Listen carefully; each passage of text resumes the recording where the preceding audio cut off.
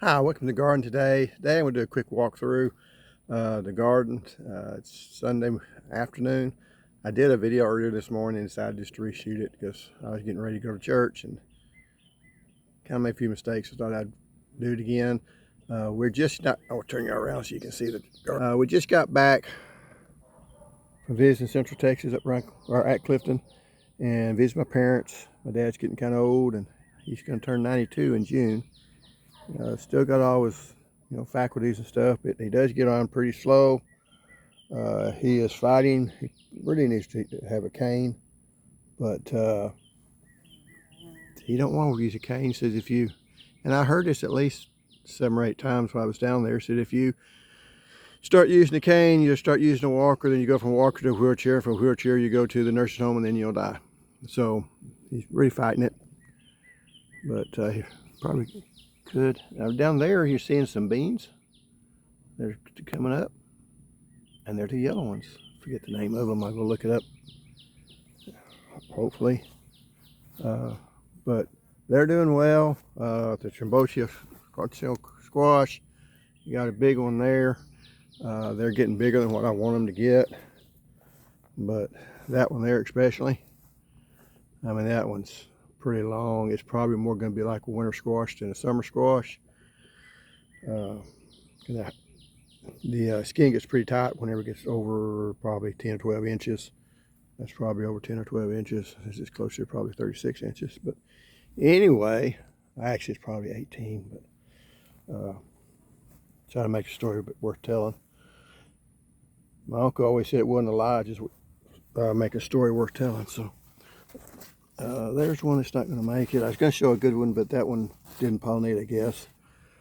This one's getting out of its territory, so I'm going to have to reprod it. It's trying to go in and invade the peppers. I did harvest a lot of the peppers. This is a gypsy pepper. It is made really, really well. If you want a substitute for a bell pepper, I think that would do really well. I also got Jimmy Nardello over there. Again, those habanadas don't really have any peppers on it, as you can see. He's got 1 or 2 small ones right down there, but they just don't produce. Right over here, since the green are hard to see. They just don't produce much this time of year. But you see the plants get nice and big, and later this summer, he'll make a really big flush and do really well. So just, hang on with them if you got some. They'll really produce a large crop. They just do it later. They won't do it in the spring as much. These are some of my canes on the Primark Freedom that need to be cut back. I did cut this one here back. I'll talk about here in just a second. These here are the jalapenos. Have not harvested any of those yet, but they have put on some fruits. I'm just letting them get bigger. Another probably Primark Freedom right here. And what I did, I just cut the top out, or broke the top out of this one. And when you do that, you'll see these sides start shooting out, and you have a bushier plant, which has more points to where you can put on fruit. If you let them get any bigger, that's probably about 3 foot tall. They just get really wobbly, and they can actually break. Like here, you see it's kind of watered out in the bottom. If I let it go, continue to grow, it would have broke at the base, and really wouldn't put on as much fruit as if you go ahead and prune them up. There's your infamous trumpet vine that I cannot stand. Trying to take over again. There's some of the fruit to the Primark Freedom. You got some there. They're starting to put on now. It's a little later than they usually do, but we had the late freeze in like March 20th, so it knocked all the blooms off. You can see that here. It just killed all the blooms of the small fruit, but it still has some blooming to do. So you also got these blooms here that are going to come on and produce. So got them here and there, and of course you got the stupid trumpet vine there again. Same thing there. Like I say, I cut all that back on that post, and last year or last fall, I think, and it's already come back. And again, here's some more of those. The Jiu-Jitsu lemonade tree, it's got its fruit on it, about the size it's growing on it now. Tree's about 15 foot tall. I could say we're confident it's 15 foot tall, and you never know the difference, but I never have actually measured it. It's been a workhorse. Today it's got a lot of fruit on it. This year also, you don't see as many as it's on there. They continue to make. It makes probably a couple hundred each year, maybe more than that, maybe 400 or 500. But I really don't like showing this here. It's just stuff that's gotten wild, and I have not trimmed it up, but I'll show you everything. It's just grapevine. It is an improved variety of grapevine.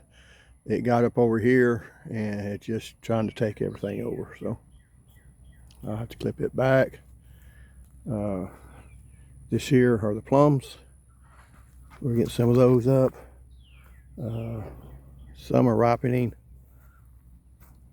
Some are also getting the brown rot on them. I've only sprayed them once. Here, come on, focus in. There you go. See that little spores all over these? You want to take these off your tree and discard that fruit. Don't let it drop to the ground, because they'll spread spores for the next year. And these are the ones that are ripening. You can tell there's got some potential wormholes in them. You do have to watch out for that. There's another one right over there, so got some back in there. You know, they make good. If I take better care of them, it would help. But you know, they do produce some fruit, and as opposed to this stupid thing, who has never produced me a single fruit. It's a peach tree that's up here. It's got decent structure to it. It looks okay. I've had this thing 4 or 5 years, and it has not produced yet, and it's really getting aggravating. This is going to be his last chance, but as soon as you had that last freeze, I'm thinking, well, you know, a lot of stuff didn't. None of my peaches produced well this year, so that really wasn't a fair shot.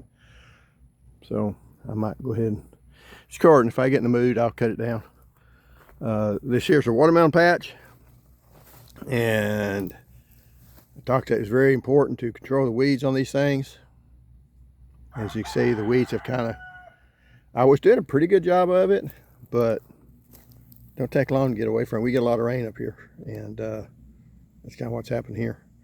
I also got the watermelon, the potatoes, and they're kind of on their last leg. I had a guy at church ask me if, you know, if it's okay to harvest them. I said sure. I said, bro, I can have to harvest them all in the next week or two anyway. If you need to harvest a couple for you know, that's fine. They'll be, if they're going to make, they're going to be potatoes under them now, because it won't be another 2 weeks and we'll have to harvest all these. They'll all be dead.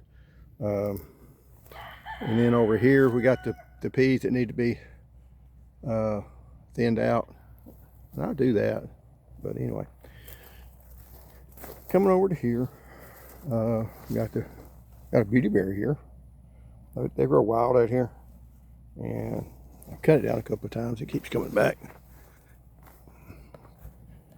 but they do make pretty fruit, and people say you can make jelly out of them if you put enough sugar on them.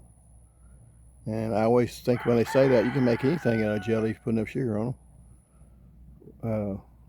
But basically, I've tasted fruit before. It don't really have a taste to it, so it's not poisonous. It just doesn't have any flavor to it.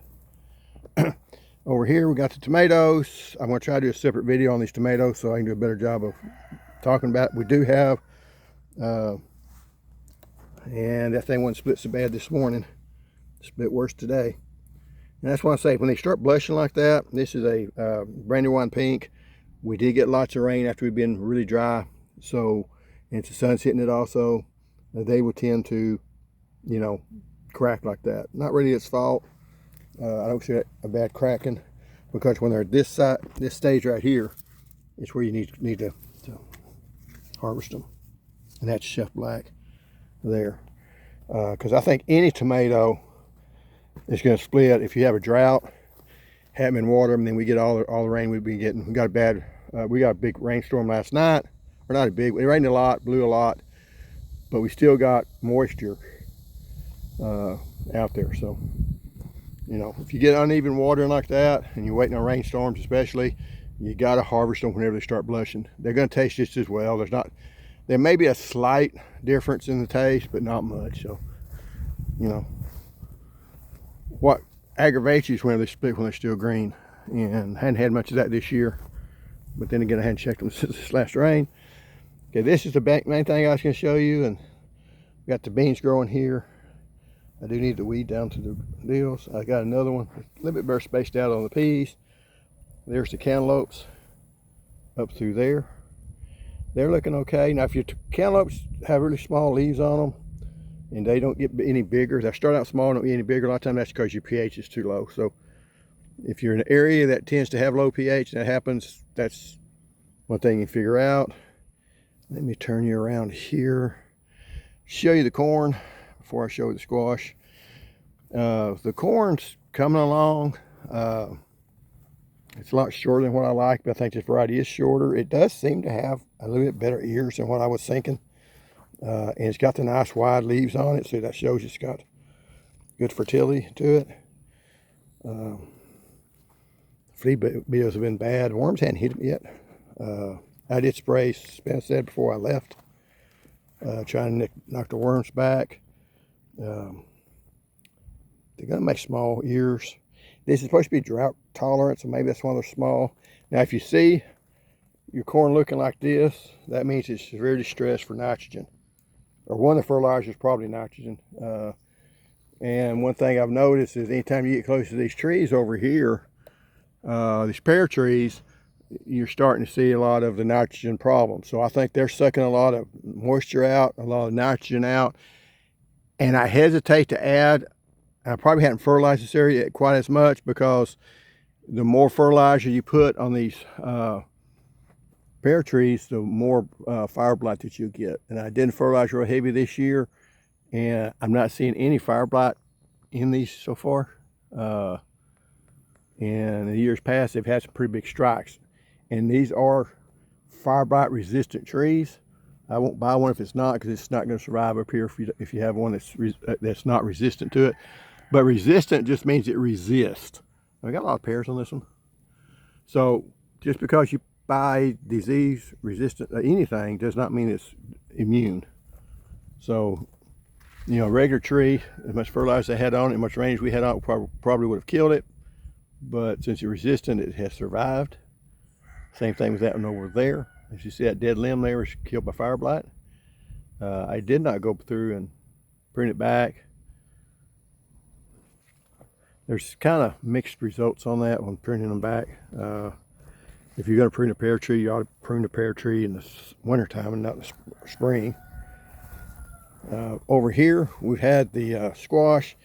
Now this squash here is straight 8. I'm not sure if it's squash or zucchini. I need to look it up, because I'm probably saying, I've been calling it squash, but I don't know if it's 8-ball squash or 8-ball zucchini, because it looks like a zucchini, but it comes in a, you know, ball shape. There's one that hasn't bloomed yet, and there is definite indications of the squash vine beetle, or squash vine borer, and that's why these are looking stunted. It has nothing. There's where you're really seeing the frask and all that. Yeah, that one's done for. So if you got a squash that looks like that, you might as well go ahead and pull it up. It's not going to make any more. It's made it for the season. Flea beetles have also hit these pretty hard. I think that's what's caused the discoloration on the leaves. And I did spray for that, but they keep coming. One thing I'll say, you know, not trying to knock the 8-ball, is if you'll notice, it's coming from behind me and from the pasture. So that could have been where they came from, or where it came from. There's horses.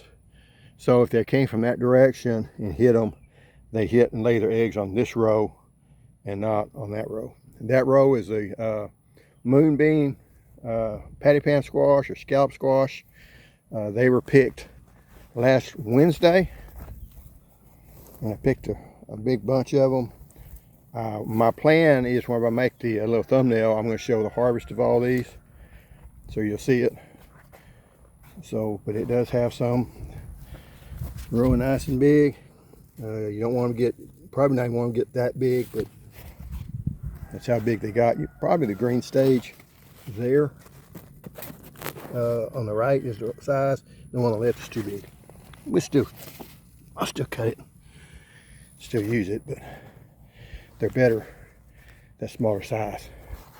But anyway, this is the garden, and there's the tomatoes. I'm going to do a separate video on those. Thanks for watching, and I'll see y'all next time. Goodbye.